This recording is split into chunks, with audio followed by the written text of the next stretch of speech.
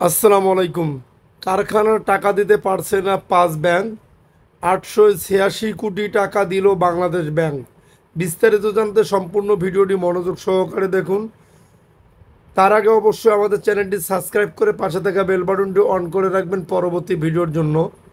পোশাক খাতের শ্রমিকদের 2 মাসের আগস্ট ও সেপ্টেম্বর বেতন ভাতা পরিশোধের সুবিধার্থে 886 কোটি টাকা ছাড় করেছে বাংলাদেশ ব্যাংক। বাংলাদেশ পোশাক প্রস্তুতকারক ও রপ্তানিকারক সমিতির বিজিএমইএ অনুরোধের পরিপ্রেক্ষিতে এক্সিম ব্যাংক ও সোশ্যাল ইসলামী ব্যাংকের এসআইবিএল মাধ্যমে এই অর্থ ছাড় করা হয়েছে। বিজিএমএ থেকে পাঠানো এক সংবাদ বিজ্ঞপ্তিতে এসব তথ্য জানানো হয়েছে।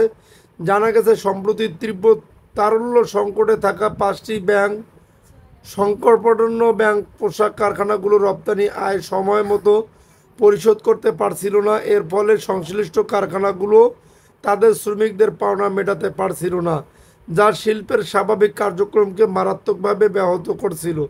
এমন পরিস্থিতিতে পোশাক রপ্তানিকারকদের আর্থিক কার্যক্রমে শ্রেষ্ঠ অচলাবস্থা নিরসনে গত 26 আগস্ট বাংলাদেশ ব্যাংক ভবনে গভর্নর ডক্টর আহসান এস মনসুরের সঙ্গে বৈঠক করেন বিজিএমইএ। এর ফলশ্রুতিতে বাংলাদেশ ব্যাংক 886 কোটি টাকা অর্থ ছাড়ের ঘোষণা দিয়েছে। যদি আপনাদের নিউজটি ভালো লেগে থাকে তাহলে অবশ্যই আমাদের চ্যানেলটি সাবস্ক্রাইব করে পাশে থাকা বেল বাটনটি অন করে রাখবেন পরবর্তী ভিডিওর জন্য।